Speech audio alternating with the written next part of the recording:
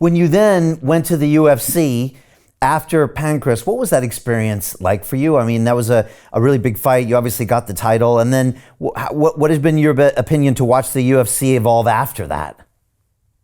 I just loved everything. I always wanted to fight in the UFC.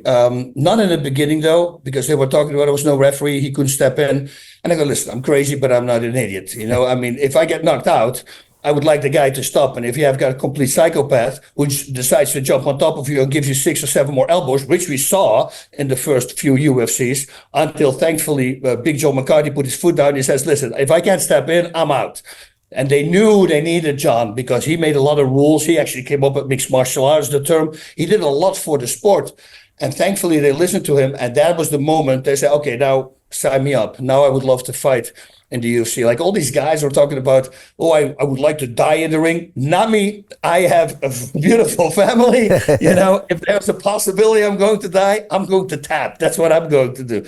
So I'm not that big of a tough guy, but that's stupid to me. That's stupid. But, it was just finally in the UFC. And my biggest thing, and this is a true story, the reason I wanted to fight in UFC, but this sounds crazy, was the theme song.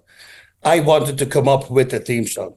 I thought it was so badass from a video game. Bah, bah, bah, bah, bah, bah, bah, bah. And it was so cool, the original version. I go, man, how cool would that be? So I called the UFC and I said, I have a 30-second clip that I want to play before you guys do the thing. He says, we can do it. I said, what is the clip? I say, it's the three tenors. And the three tenors, there are singers Pavarotti, Luciano, and Bocelli. They would go, I like to be in America. Da, da, da, da, da, da, da. I'm like, let me do that 30-second clip and then do it. I think it's going to come over really well for the people. He says, it will come over really well, but we cannot do that right now. So unfortunately, I couldn't do that one. You commentated for Pride for a number of years, and I was watching Pride probably before I got into the UFC. Again, before the UFC got big and bought Pride, you could argue the better fights were in Pride, the better looking fights. It was more of a premier organization. Talk to me about your time when you were there, witnessing the legends of Pride, from Fedor to the Nogueira brothers to Vanderlei Silva to Rampage Jackson. I mean, it really was the premium, maybe still the premium of all time organization for the size of the shows and the characters. I mean, it was like a superhero movie. What was that like, Bas?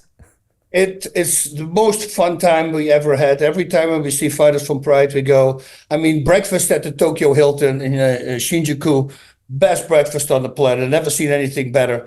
Everything you want is there fresh, whatever you want. So you have to understand, if you come from America, you go to Japan, the jet lag makes you wake up very early.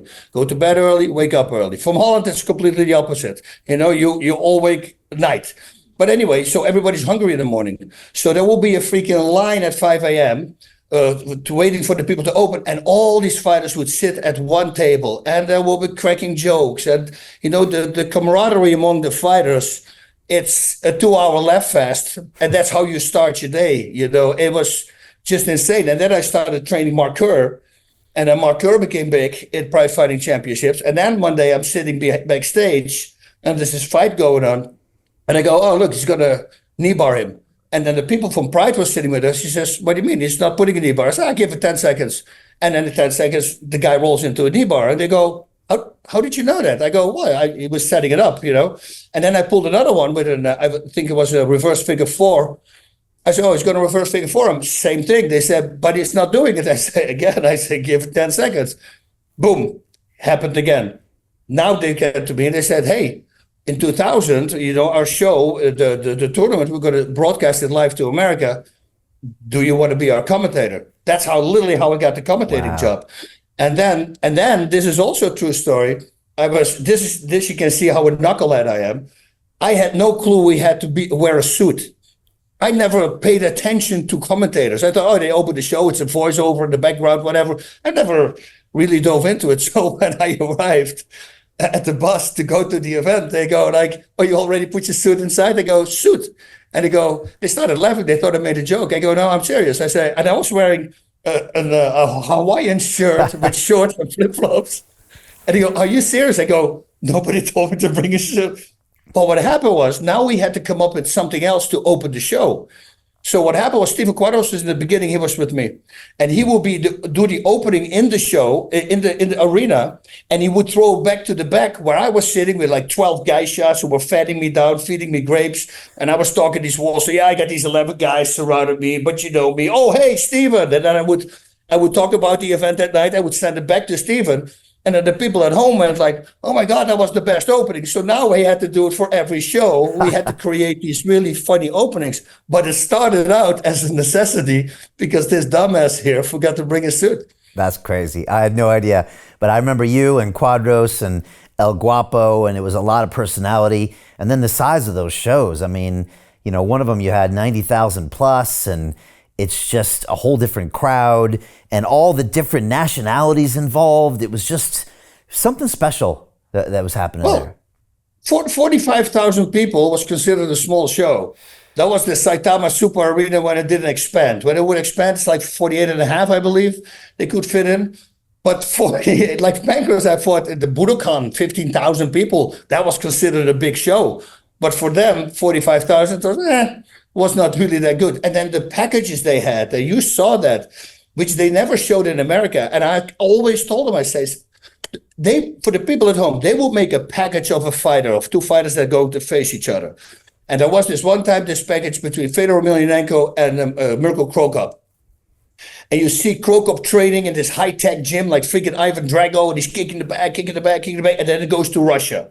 And there's Fedor with this rusted kettlebell swinging in the snow and running through the snow. And I go back to him and all these high-tech things and gym equipment. And back to Fedor, and he's got a log in his neck. And then it goes to a river and corpses floating in the river, and it's frozen. And then you see Mirko sitting at the grave of his father who passed away as a war hero. I get goosebumps now. And I remember the camera goes to Mirko, and he's got tears in his eyes. This is before he fights freaking Fedor. Wow. You know, and I always told him, I said, why don't you show these packages on American TV? People are going to freaking love these things. But they said they were locked up, their Tokyo TV deal. I think they didn't want to do it. But that was a great way to, and I truly believe that's why Pride was so big. Of course, also because of Sakuraba, because he was the only person in the world who beat 4 Gracies. Yeah. Nobody ever did that before. And he put really Pride Fighting Championships on the map. But also the packages, the camaraderie, the fighters, the fights. I mean, these crazy fights they had, the 170-pound guy against the 500-pound guy. You know, stuff like that, that's what people really liked. Do you think that'll ever come back in Japan, or was that just the right place at the right time, and maybe that's a one-off thing? Yeah, it's a one-off thing because they can't find a guy like Sakuraba anymore. It's very hard to find a Japanese fighter that can beat all the good guys that come from Brazil, from home, from every country around the world. And I think he really put us on the map. He was the catalyst, I would say, for Pride Fighting Championships. Hey, I know investing in crypto is scary. It takes a real leap of faith because there are so many scams, rug pulls, and bad actors out there. It's a dangerous business, which is why 95% of people lose all their money. Well, that's why I created the London Real Investment Club, so you can access the hottest deals on the planet and use the crypto bull market to create the generational wealth that you deserve. Join my team of over 100 people from around the world that are making millions of dollars behind the scenes investing in blockchain, AI, Web3 games, DeFi, Bitcoin, and more. Don't miss out. Click the link below to book a call with one of my team now. But hurry, this bull market will end soon. I know investing in crypto can be scary. That's why you gotta join the investment club. Pull the trigger. Let's do this.